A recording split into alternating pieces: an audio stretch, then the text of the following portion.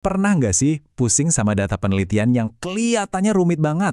Nah, dalam pembahasan kali ini, kita akan bongkar tuntas soal Smart PLS.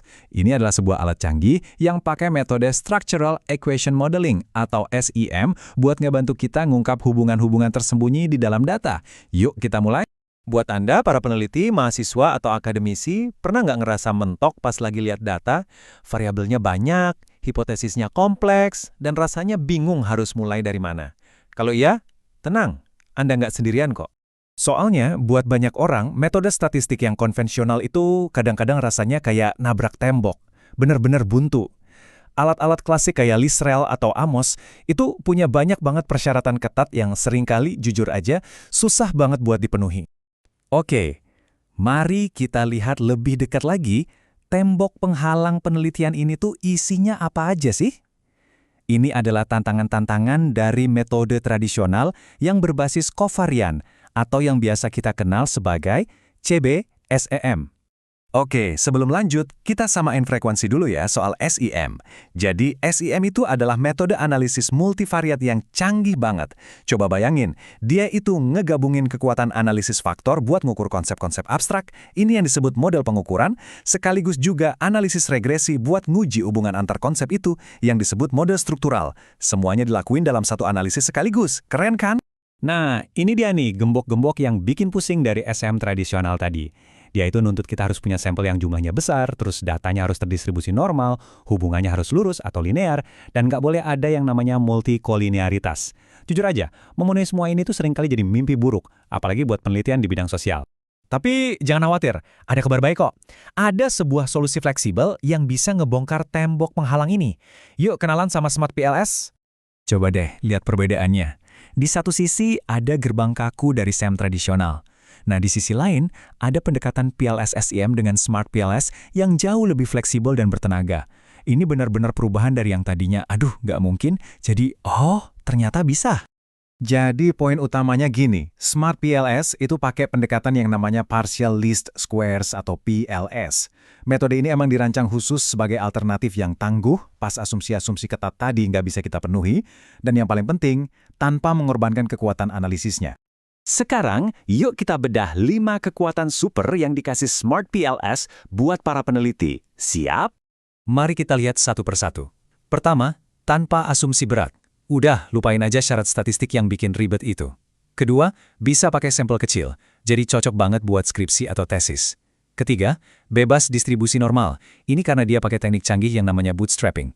Keempat, fleksibilitas skala. Jadi kita bisa gabungin berbagai jenis data, kayak skala Likert sama data rasio. Dan kelima, dia bisa menangani model formatif maupun reflektif. Ini jenis model pengukuran yang beda. Gimana? Fleksibel banget kan?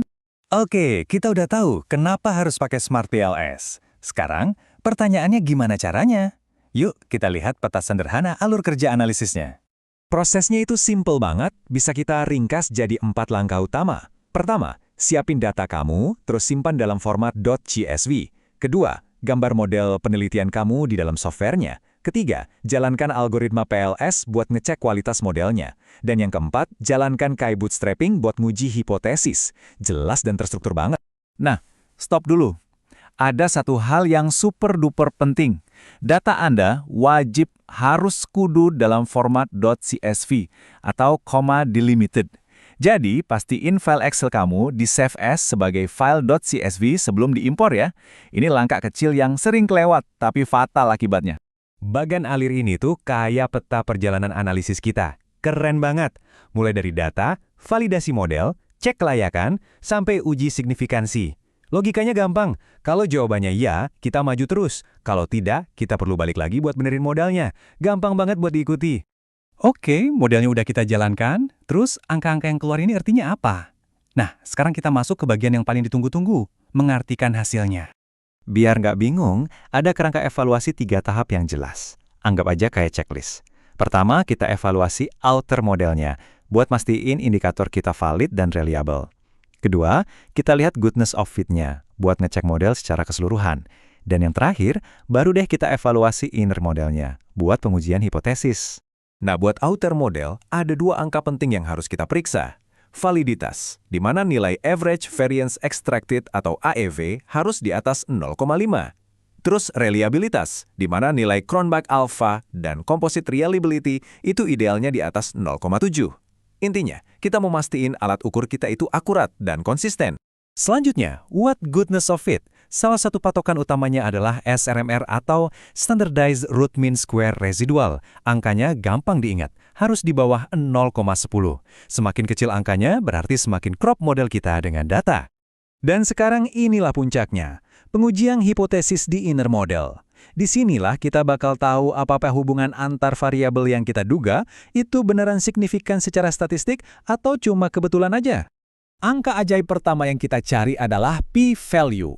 Aturan mainnya simpel banget. Kalau p-value lebih kecil dari 0,05, selamat, itu artinya hipotesis Anda didukung oleh data. Indikator penting lainnya adalah t-value atau t-statistik. Angka ini harus lebih besar dari 1,96. Jadi, kalau p-value kamu kecil dan t-value kamu besar, wah, itu udah mantap banget. Kamu bisa dengan percaya diri bilang kalau hipotesis kamu terbukti. Jadi, kesimpulannya, Smart PLS ini benar-benar jadi penyelamat buat para peneliti yang seringkali berhadapan sama keterbatasan sampel atau data yang nggak normal. Kita nggak perlu lagi mengorbankan kualitas hasil analisis. Ini adalah alat yang benar-benar memberdayakan. Dulu, mungkin ada tembok yang menghalangi. Tapi sekarang, tembok itu udah runtuh. Pertanyaan terakhir untuk Anda adalah, wawasan baru apa yang akan Anda temukan dari data Anda? Selamat menganalisis.